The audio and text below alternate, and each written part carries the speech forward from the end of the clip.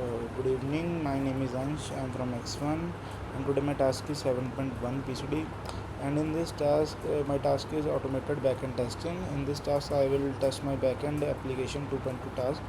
Now when moving to the code, we are using namespaces for the entity frameworks, core and identity management and handling the user claims, etc. And now moving further to the code, we have for builder equal to web application and create builders. As I mentioned in the comments, they are using to create a builder for the web application, and builder.services are used to add the API Explorer services for the endpoint documentations.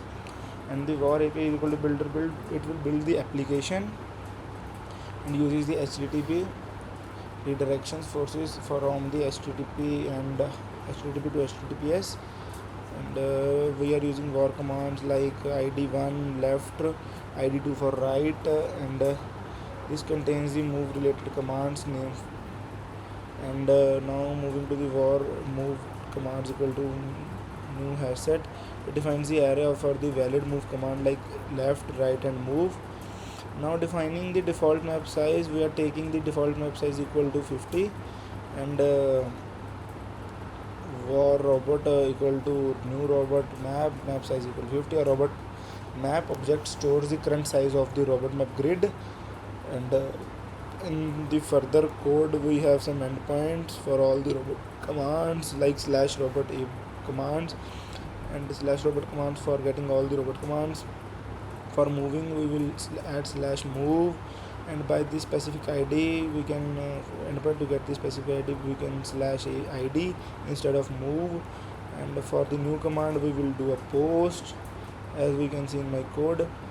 And moving further, we can make changes or updates by using the put command, and we can write it by slash id.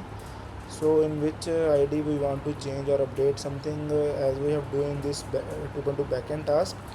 And now for the maps, we can get the robot maps, and these are the endpoints for the robot maps. And the endpoint for the checking the coordinates whether it are right or not, we will slash put the coordinates like 10-15, like we will check the coordinates whether if they are true, then it will print true, or whether the response state is false, it will print the false. So now we will want to update as the robot command, we will use the put to update the robot map. So same as we have two classes, like first one is a public string id.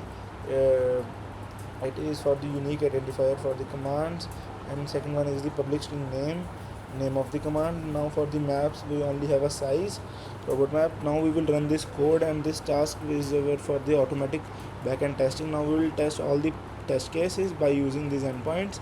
And firstly, I have created this 7.1p folder. In this I have used these commands like this, and I have already passes the test cases. So now moving to the scripts that become is, and firstly we will see that all the test results will pass 5 out of 5. In this, response time status is 200, function equal to 200, that means it is okay. And this function same required fields name id, it means our it will consist object will consist the array name, it consists of name and id. So it will working, and it is passing our test case. And moving to the id is not empty, so it means our id should not be empty. And for the name should not be empty also, so it is also running our test case. For moving to the next endpoint, get command by move, we are seeing that we have again all the test cases passed. We can see we have response time required fields id and names. We have id should not be empty and name should not be empty, it is also passed. And for the fetching the data from particular id by using the slash id, we have all the test cases also again passed. For posting a new map, we have two test cases which are passed. So now updating we have also again these two test cases passed.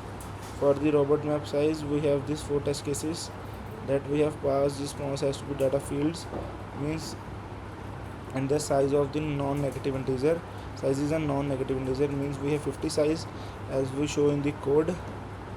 We have set the size equal to 50, so it is our wait a second. Yes, see, we can see that 50, it is non-negative integer, so it is also passing our test case.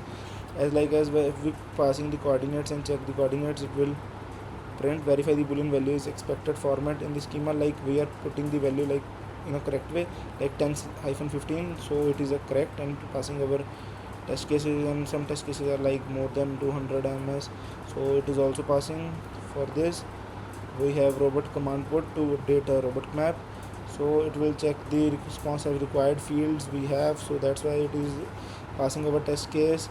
Size is non-negative integer, so it means our also non-negative integer. In short, it is a non-negative. Yes, check size is a number, it is also a number we have seen, like it is 50, that's why it is passing.